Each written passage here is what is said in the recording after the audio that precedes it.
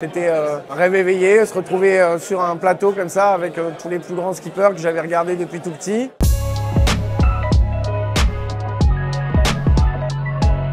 J'ai commencé la voile en étant chanceux de pouvoir aller en vacances en Bretagne depuis tout petit, à l'école de voile. On m'a rapidement proposé de naviguer pendant mes vacances. J'ai pris énormément de plaisir et plus je passais du temps sur l'eau, plus j'avais envie d'aller sur l'eau. Habitant à Rambouillet, à la salle des Bordes exactement, c'était pas forcément évident de naviguer tout au long de l'année. Donc on allait naviguer à Saint-Quentin avec mon frère quand on était jeune, ado, et puis voilà. Et en fait, cette sensation d'être poussé par le vent, de pouvoir décider tout seul, sans avoir rien à demander à personne, c'était un sentiment de liberté énorme pour moi. Tirer le meilleur profit du vent pour essayer d'aller plus vite que les autres, un défi sportif. C'était une forme d'évidence de faire de la voile parce que j'ai eu cette chance-là de pouvoir y goûter très jeune. Après, de faire de la voile à ce niveau-là, c'était très loin d'être une évidence. On m'expliquait que c'était pas trop possible. Puis je me suis accroché à fond à ce rêve-là, à ces envies-là, à un niveau très, très bas. Et puis j'ai essayé de me battre. À ce niveau-là, c'était pas forcément évident. Mais en tout cas, passer le plus de temps possible sur l'eau, c'était vraiment mon souhait. Et donc,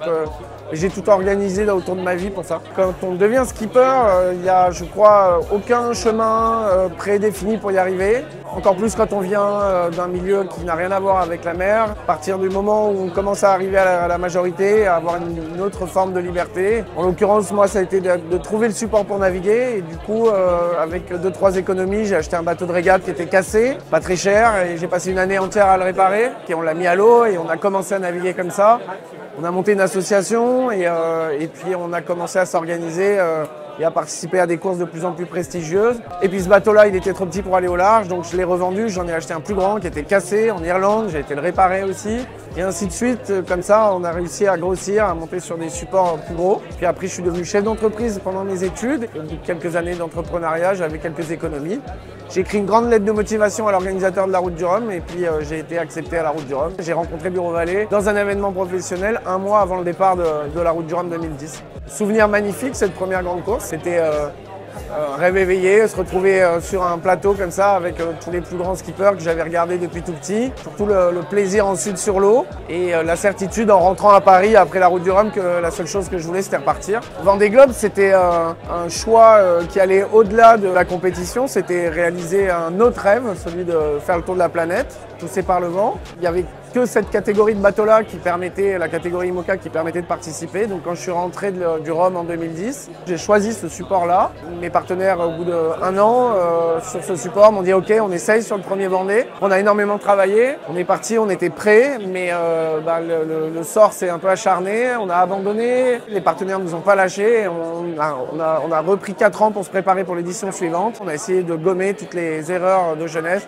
monter une vraie équipe professionnelle autour. Après, on est passé sur un meilleur bateau qu'on avait anticipé. Et toute cette sérénité liée à la durée d'un partenariat et fait qu'on puisse compter sur l'autre fait qu'aujourd'hui, on est vraiment dans de très bonnes conditions pour le départ du Vendée. Mon plus beau souvenir, c'est le village départ de la Route du Rhum en 2010. Mon deuxième plus beau souvenir, c'est l'arrivée du Vendée Globe en 2021 à la sur la troisième marche du podium. C'est indescriptible, arriver sur le podium d'une course comme ça, à quelques heures du premier, avec un match très serré. C'est un sentiment de fierté énorme. C'est une aventure dans laquelle on est seul quand on est sur l'eau, mais qui est tellement collective. On reçoit en retour des sourires, des cœurs, de l'amour, de la fierté. Et donc voilà, c'est vraiment un mélange de tout ça, de fierté sportive, personnelle, familiale, professionnelle. Mon pire souvenir, départ du Vendée Globe, 5 jours après le départ du Vendée Globe en 2012. J'ai une collision de nuit lors d'un orage avec un très gros bateau de pêche qui